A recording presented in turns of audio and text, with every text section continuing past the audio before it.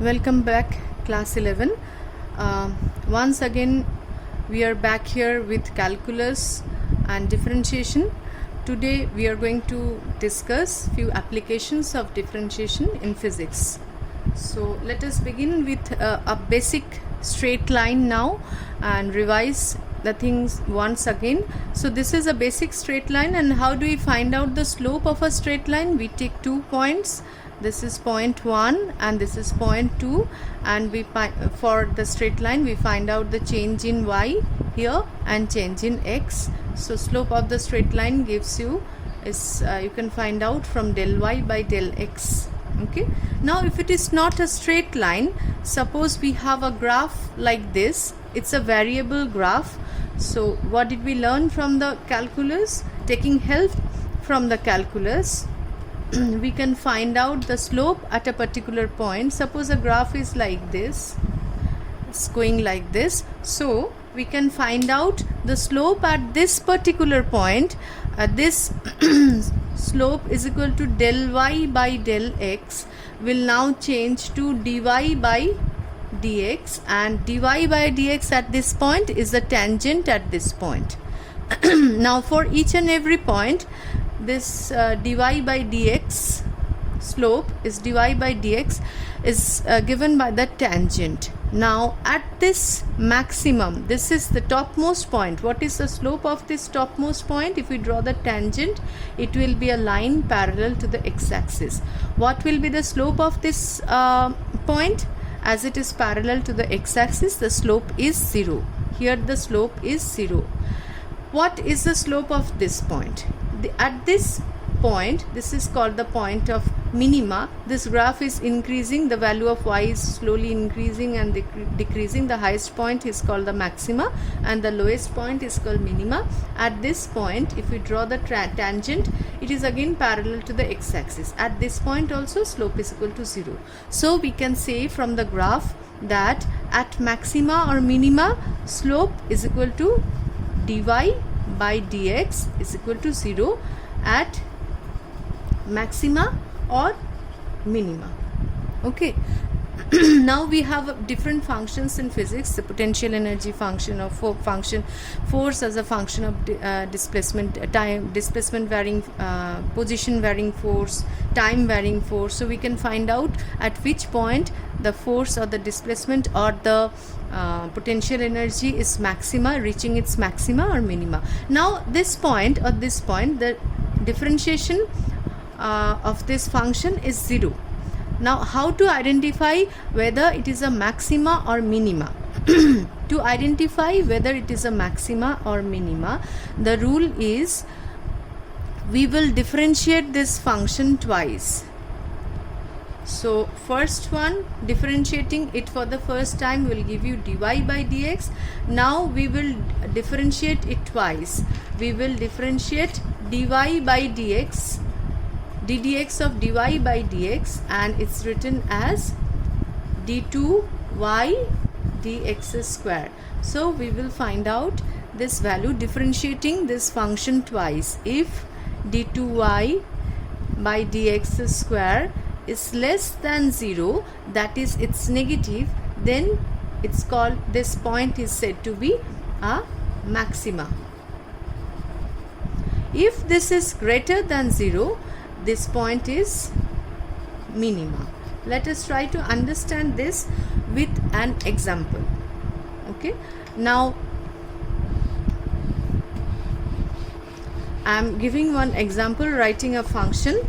Function here is, first one is y is equal to 25 x square plus 5 minus 10x. Okay, now we need to find out the values of y at maxima or minima.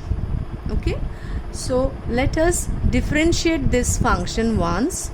Dy by dx, we will get, differentiating this one. Now you must be accustomed with this differentiation. This one differentiating will get 50x, this one will be 0, minus 10. 10x will give you minus 10. So the function to be maxima or minima, 50x minus 10 has to be 0. From this equation, what do we get? 50x is equal to 10. X is equal to 1 by 5. Now at maxima or minima, the at which position this function is maxima or minima? At x is equal to 5, this can be maxima or minima. At which position? X is equal to 1 by 5. So differentiating this one, we get the value that x is equal to 5. The function is having its maxima or minima, but we need to decide whether it is maxima or minima. For that, we need to differentiate this one for the second time, that is d2y dx square. We will differentiate this function now twice. Now differentiating this, we get, this is a constant. This is just a normal differentiation, we'll go on doing it. Okay, so 50x minus 10, the value is coming 50. So this one is greater than 0. 50 is of course greater than 0.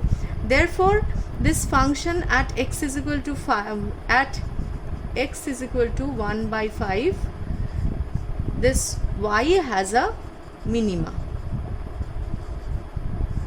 That's decided. But what is the question asking for? Question asking for the value of maxima or minima of y. Now you have to put this value x is equal to 1 by 5 here.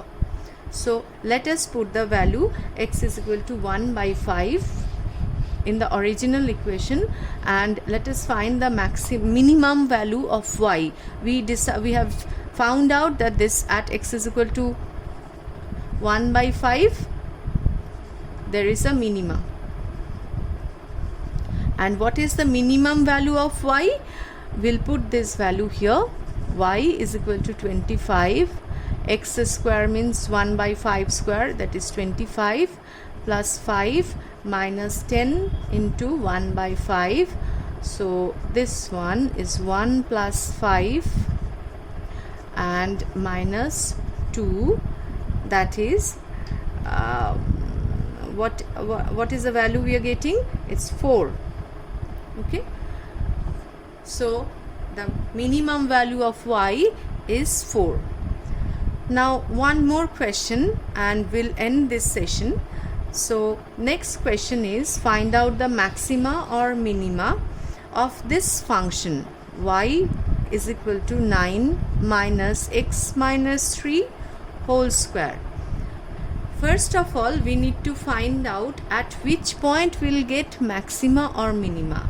What is the steps? First we'll find out dy by dx. What will be the value? So this function, this 9 will be 0, and differentiating this, actually you can write it, expand this, 9 minus x square minus 9 plus 6x. So the first term is 0, second term is we are getting here minus 2x, then again this 9 is getting 0, and this one is plus 6. Okay, so we are getting 6 minus 2x. So dy by dx is 6 minus 2x. Step by step, slowly differentiate all the terms. This will cancel out actually. So 6x minus x square, you have to differentiate and you will get this value. Now at maxima or minima, this has to be 0. So 6 minus 2x, if we put 0, at what value of x it will be maxima or minima? We are getting 2x is equal to 6 or x is equal to 3. For x is equal to 3, we are getting maxima or minima. Now we need to decide whether this is a maxima or minima. So for that, now we'll not find out the value of y. First we'll decide whether this one at x is equal to 3, it's maxima or minima. So to decide whether it's a maxima or minima, we'll differentiate it twice. We'll differentiate this function So first time differentiating we'll get this, second time differentiating means we are differentiating dy by dx, that means this function, so we will get minus 2. So this term is negative, so definitely minus 2 means this one is a maxima. Decided? This is a maxima. Now we know at x is equal to 3 we have a maxima. Now we need to find out the maximum value of y. So what will be the maximum value of y? At x is equal to 3 we have a maxima, and the maximum value of y max is equal to, we'll put x is equal to 3 here, this part is 3 minus 3 0, and we are getting y max is equal to 9. That's the answer. That's all for today. You'll get few practice problems in the classroom, and that's all. Bye.